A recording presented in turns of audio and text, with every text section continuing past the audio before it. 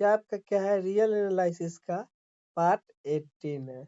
इससे पिछले क्लास में हम आपको क्या पढ़ाए थे, सीक्वेंस से रिलेटेड कन्वर्जेंस का प्रॉब्लम। अगर कोई भी सीक्वेंस दिया हुआ रहे तो उसका आपको कन्वर्जेंट दिखाना है और वह कन्वर्जेंट पॉइंट भी दिखाना है, किस पॉइंट पे वह कन्वर्ज करता है। उसी पे एक और प्रॉब्लम है कि प्रूव दैट इससे रिलेटेड देख लीजिए, एग्जाम में जो होगा यह किस तरह से पूछ सकता है, √5 वाला पूछ सकता है या √7, ज्यादा √7 ही आता है। इसका आपको बोलेगा क्या, इस यह कन्वर्जेंट सीक्वेंस जो है वो कन्वर्जेंट है या नहीं है। अगर कन्वर्जेंट है तो किस पॉइंट पे कन्वर्जेंट है, यह निकालने के लिए आपको बोलेगा। तो यही क्वेश्चन है, सेम इसी तरह बनेगा। प्रूव दैट द सीक्वेंस √2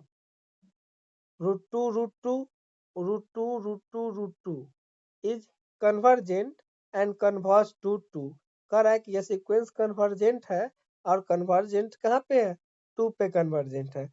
यह सीक्वेंस का सबसे पहले हम इसका nth टर्म निकालेंगे। तो देख लीजिए √2 है तो हम मान लिए कि a1 बराबर √2 है, फिर a2 बराबर मान लिए कि यह √2 है। अब देखिए √2, एक सिंगल √2 को क्या मान लेते, a1 मान लेते, तो इसको लिख सकते हैं 2a1। अब तीसरा टर्म देख लेते हैं, a3 बराबर क्या है, √2 √2 √2। दो रूट को हम क्या माने थे, a2 माने थे, तो हम पुट कर देंगे 2a2। उसी तरह इस प्रोसेस को बढ़ा देंगे तो n+1 बराबर क्या जाएगा, √2a1 होगा ना, हो जाएगा। बोलो ब्यूटी, n+1 बराबर √2a1 होगा।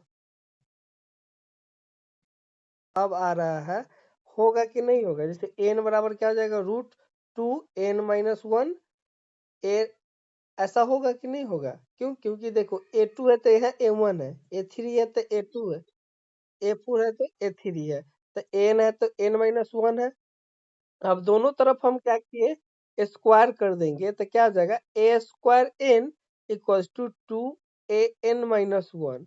उसी तरह अगर a²n+1 है तो यह क्या हो जाएगा, 2an हो जाएगा।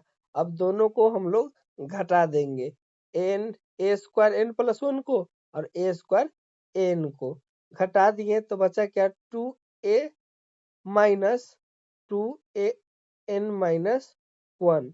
अब देखिए 2an-n-1 बचा।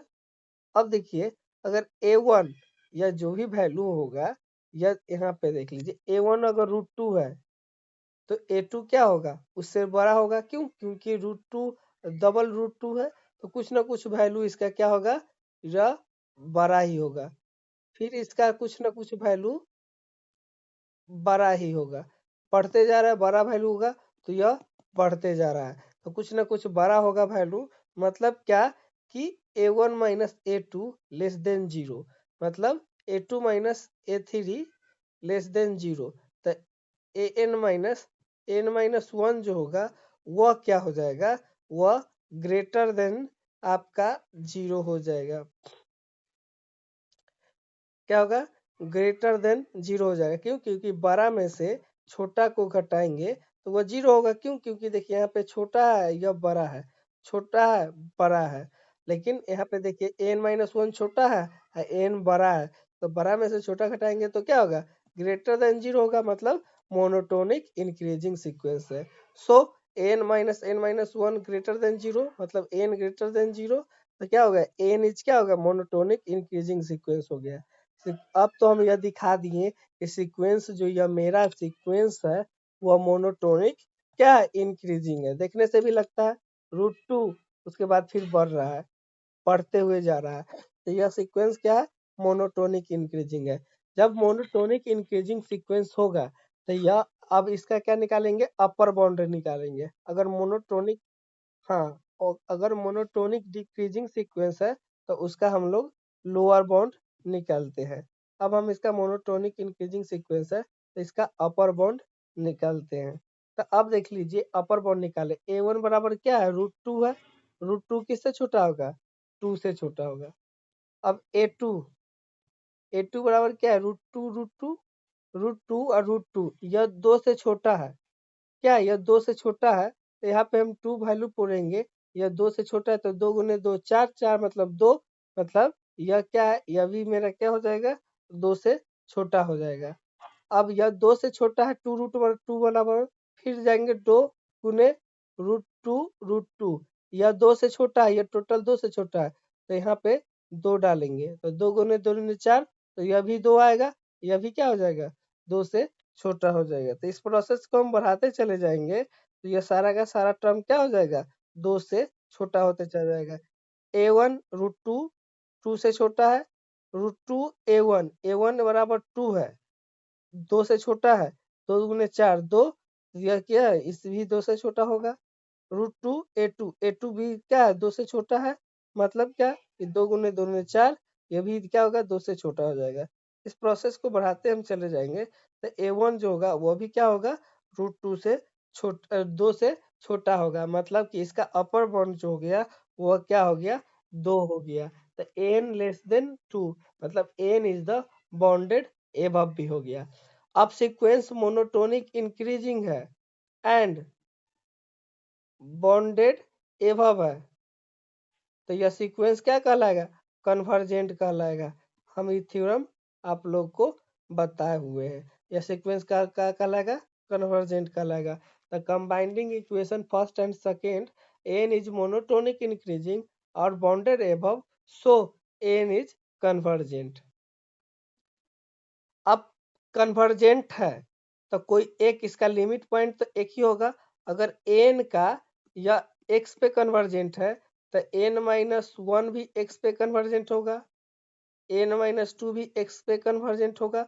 सारा का लिमिट पॉइंट तो एक ही होगा, एक ही पॉइंट पे कन्वर्जेंट होगा। तो ये सारा का सारा देख लीजिए, n बराबर क्या है? √2n-1 है। दोनों को स्क्वायर करेंगे, मान लेंगे कि n बराबर x और n माइनस भी एक ही पे मान लेंगे कि n x पे कन्वर्जेंट है, तो n-1 भी क्या होगा? x के कन्वर्जेंट होगा। तो n बराबर क्या है? √2n-1, n बराबर x है, तो x इजकल टू √2x, दोनों को स्क्वायर करेंगे, एक्स स्क्वायर बराबर 2x, x से x कटेगा तो x बराबर क्या बचेगा? 2 पे। तो ये x क्या है? कन्वर्जेंट पॉइंट है, मतलब x जो होगा वह x पे 2 पे कन्वर्जेंट होगा। तो क्वेश्चन क्या कर रहा था कि हमको सीक्वेंस दिखाना था कि मोनो कन्वर्जेंट है, और कन्वर्जेंट किस पे है? 2 पे कन्वर्जेंट है। तो हम दिखा दिए कि कन्वर्जेंट है, और यह कहाँ पे? 2 भी दिखा दिए कि ये 2 पे कन्वर्जेंट है। तो यही है प्रॉब्लम। इस तरह का आपका 3 प्रॉब्लम 4 प्रॉब्लम, √2 हो गया, √3 वाला दे देगा, √5 देगा, √7 देगा। तो आप लोग को क्या करना है? सेम प्रोसेस से √3 और √5 को आपको घर पे इसका प्रैक्टिस करना है। क्या कि prove that the sequence, nth term यहाँ दे दिया है, मतलब क्या दिया हुआ है कि a1 बराबर दे दिया √3, a2 बराबर दे दिया √3, यह देते चला गया है, Sn+1 दे दिया है, n दे दिया है, तो यह nth टर्म इसको दे दिया, निकालने की कोई जरूरत नहीं है। तो यस दे दिया, तो आपको क्या आएगा? इसको दिखाना है कि यह सीक्वेंस अगर बॉन्डेड एबव अति मोनोटोनिक इंक्रीजिंग है तो बॉन्डेड एबव दिखा के कन्वर्जेंट दिखा देना है, और सेम इसी तरह इसका कन्वर्जेंट पॉइंट निकाल देना है। तो यह हो गया। हाँ बोलो। हाँ बोलो। अच्छी बात है। तो यह उसी तरह जो आप कल क्वेश्चन बनाए, ब्यूटी आप भी क्वेश्चन ट्राई किए, डाउट होना चाहिए, डाउट होगा तभी क्लियर होगा। तो यह दोनों प्रॉब्लम आप दोनों को आप क्या करना है? बनाना है घर पे। एक प्रॉब्लम हम और बता देते हैं इससे रिलेटेड, जो उस वह क्या था, वह उस टाइप का क्वेश्चन जो था वह मल्टीप्लीकेशन में था। क्या था? मल्टीप्लीकेशन। हाँ मल्टीप्लिकेशन में था। अब क्या है? एडिशन में है, मतलब जुड़ते जा रहा है। तो नेक्स्ट क्वेश्चन क्या है? Prove that the sequence √7 plus √7, पिछले बार क्या था? मल्टीप्लिकेशन में था, √7 प्लस √7 प्लस √7, यह सीक्वेंस जो है वह क्या है, कन्वर्जेंट है। और कन्वर्ज किस पॉइंट पे है, इसका जो रियल रूट्स होगा वह क्या होगा, x² minus x minus 7 equal to 0। यह हमको प्रूव कर रहा है। तो अब हम मान लेंगे a1 बराबर क्या है, √7, a2 बराबर √7 प्लस √7 है, √7 प्लस √7 है। √7 बराबर माने हुए क्या, a1, तो क्या हो जाएगा, √7 प्लस a1। उसी तरह a3 बराबर √7 प्लस √7 प्लस √7। देखिए दो रूट वाला को a2 माने थे, तो यहाँ पे वैल्यू पुट कर देंगे 7 प्लस a2। इस प्रोसेस को बढ़ाते चले जाएंगे सेम, तो क्या हो जाएगा, an बराबर √7 प्लस an माइनस 1। अब इसको हम स्क्वायर करेंगे तो क्या हो जाएगा, a² n equal to 7 plus an minus 1। और इसका nth टर्म प्लस 1 टर्म निकालेंगे तो क्या हो जाएगा, a² n प्लस 1 टर्म बराबर क्या हो जाएगा, 7 प्लस an। अब दोनों को घटा दिए, an प्लस 1 माइनस an को, तो क्या आ गया, 7 से 7 घटा, बचा क्या, an minus n minus 1, an minus a1 minus 1। अब देख लीजिए यहाँ पे टर्म √7 से बड़ा √7 प्लस √7 है, क्योंकि √7 का वैल्यू क्या आ जाएगा, 2 और 3 के बीच में आएगा। और इसमें √7 2 और 3 के बीच में आएगा, तो √7 में 2 और 3 जुटेगा, तो इसका वैल्यू सेकेंड वाला का क्या होगा, √7 से ज्यादा आएगा। तो यह सीक्वेंस क्या होगा कि an जो होगा, n प्लस 1 जो होगा वह बड़ा होगा इससे, n से, मतलब n प्लस 1 माइनस n जो होगा ग्रेटर देन 0 हो जाएगा। मतलब कि सीक्वेंस क्या है, मोनोटोनिक इंक्रीजिंग है। तो यहाँ देखिए दिखा दिए, यह सीक्वेंस क्या है, n minus 1 less than n है, मतलब कि n minus n minus 1 greater than 0 है। तो सीक्वेंस मेरा क्या आ गया, मोनोटोनिक इंक्रीजिंग आ गया। अब हम मोनोटोनिक इंक्रीजिंग आ गया, तब हम कहाँ चलेंगे, अपर बाउंड पे चलेंगे, अपर बाउंड निकालेंगे। देखिए n बराबर क्या है, √7 है। √7 जो होगा, आप क्या बोल सकते हैं, यह 3 से छोटा भी है, तो हम 3 से छोटा नहीं, हम 7 से छोटा ले लिए, चलिए यह 7 से छोटा है। उसके बाद फिर √7 प्लस √7, अब इसका वैल्यू जो होगा वह क्या होगा, यह भी 7 से छोटा हो जाएगा। यह प्रोसेस,